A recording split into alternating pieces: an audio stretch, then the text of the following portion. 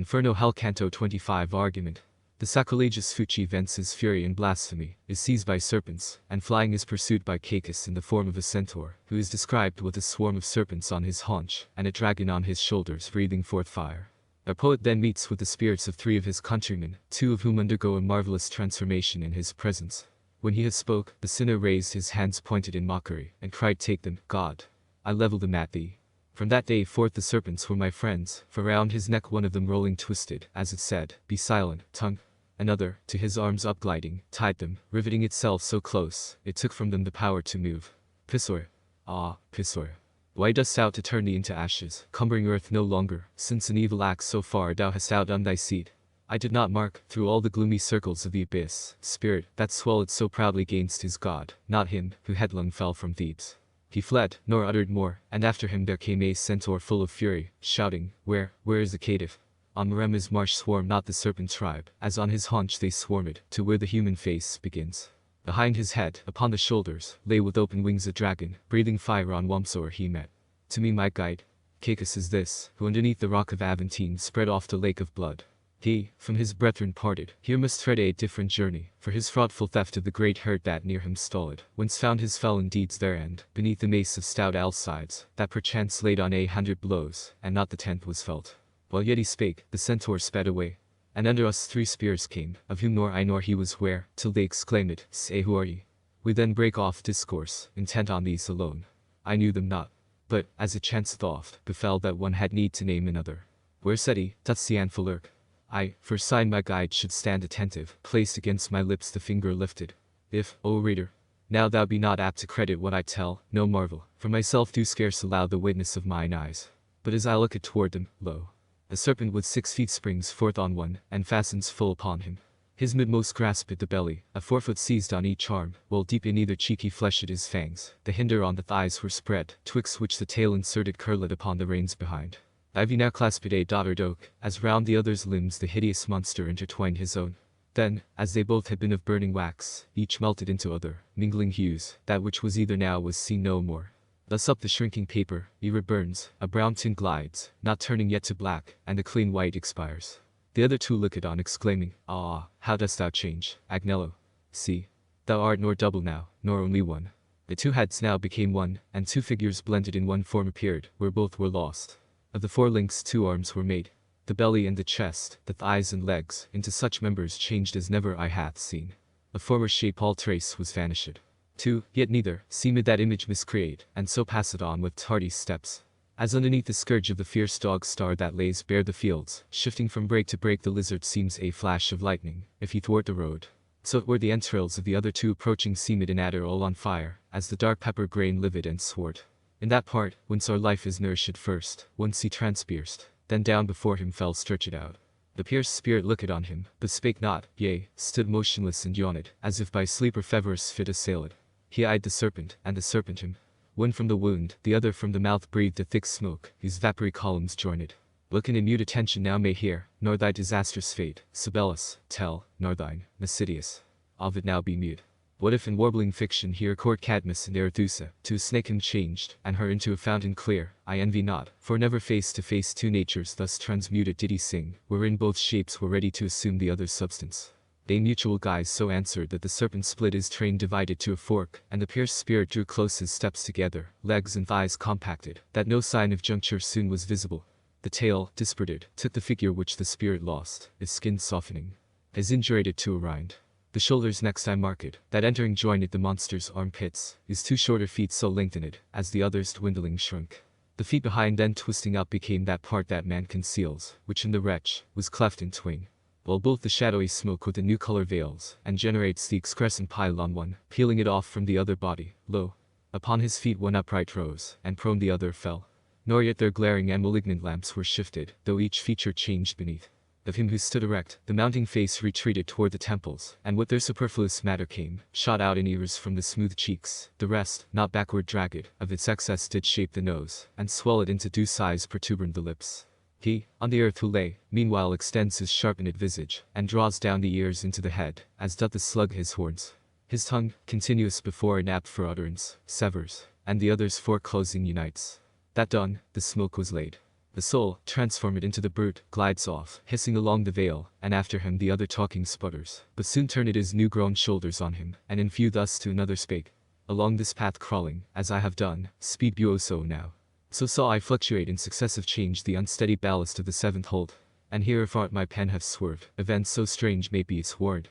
O'er mine eyes confusion hung, and on my thoughts amaze. Yet scaped they not so covertly, but well I marked sign Cato. He alone it was of the three first that came, who changed not, though the others fade. Cavil. Still does through. Canto 26 Argument. Remounting. By the steps, down which they have descended to the seventh gulf, they go forward to the arch that stretches over the eighth, and from thence behold numberless flames wherein are punished the evil counselors, each flame containing a sinner, save one, in which were Diomed and Ulysses. The latter of whom relates the manner of his death.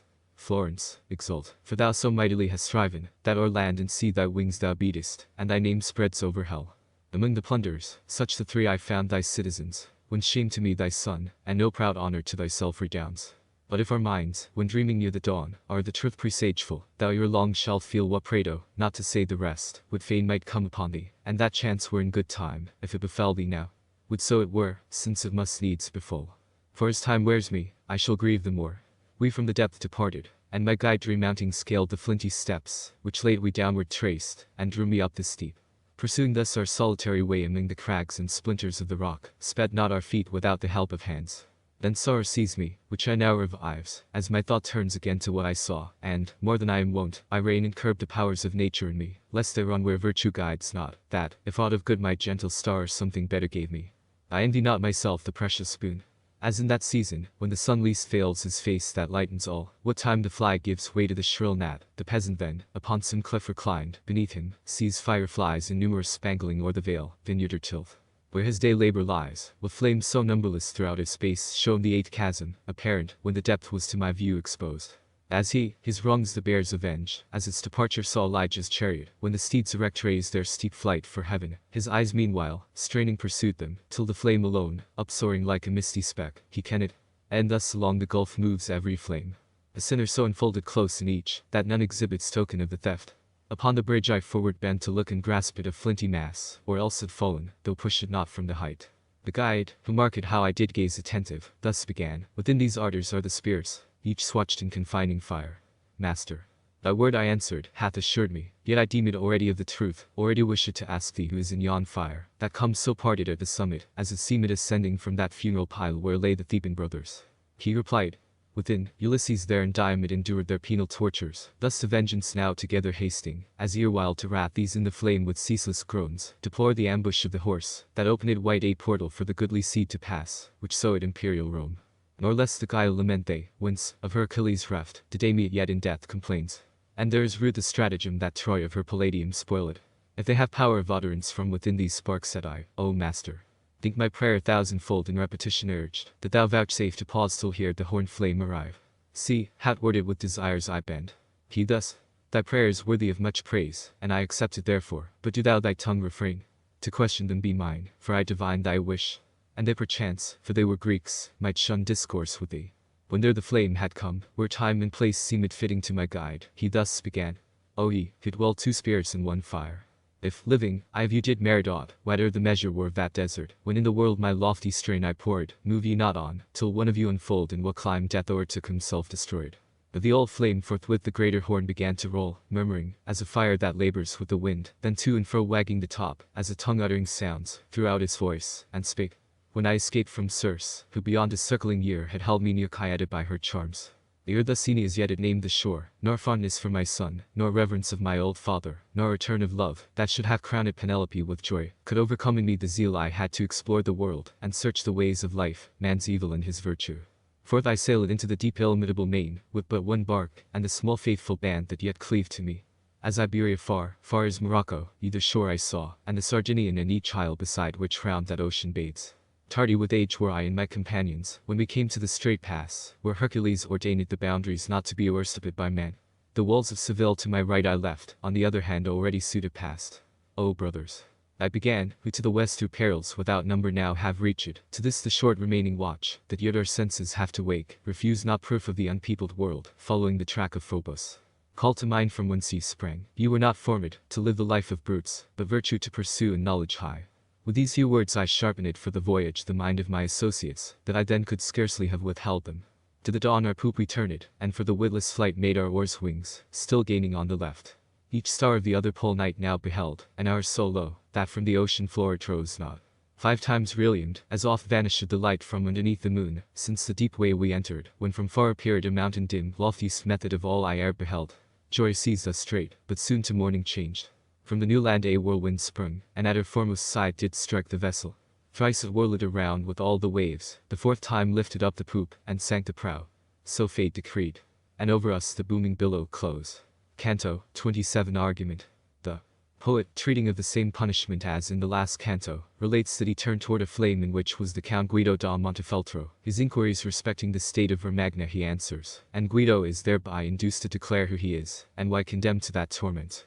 Now upward rose the flame, and still at its light to speak no more, and now passed on with leave from the mild poet gained, when fallen came another, from whose top a sound confused, forth issuing, drew our eyes that way to look.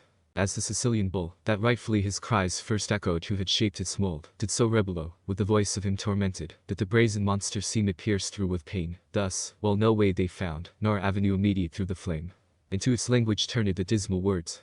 But soon as they had won their passage forth, up from the point, which vibrating obeyed their motion at the tongue, these sounds were heard.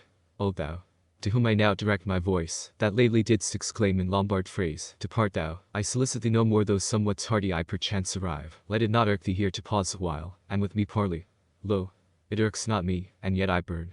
If but ere now thou fall into this blind world, from that pleasant land of Latium, whence I draw my sum of guilt, tell me if those who in Romagna dwell have peace or war. For of the mountains there was I, betwixt Urbino and the height, whence Tiber first unlocks his mighty flood. Leaning I listened yet with heedful ear, when, as he touched my side, the leader thus, speak thou. He is elation. My reply was ready, and I spake without delay. O spirit, thou art hidden here below, never was thy Romagna without war in her proud tyrants' bosoms, nor is now. But open war there left I none. The state, Ravenna hath maintained it this many year, is steadfast. Their Polenta's eagle broods, and in his broad circumference of plume o'ershadows Servia.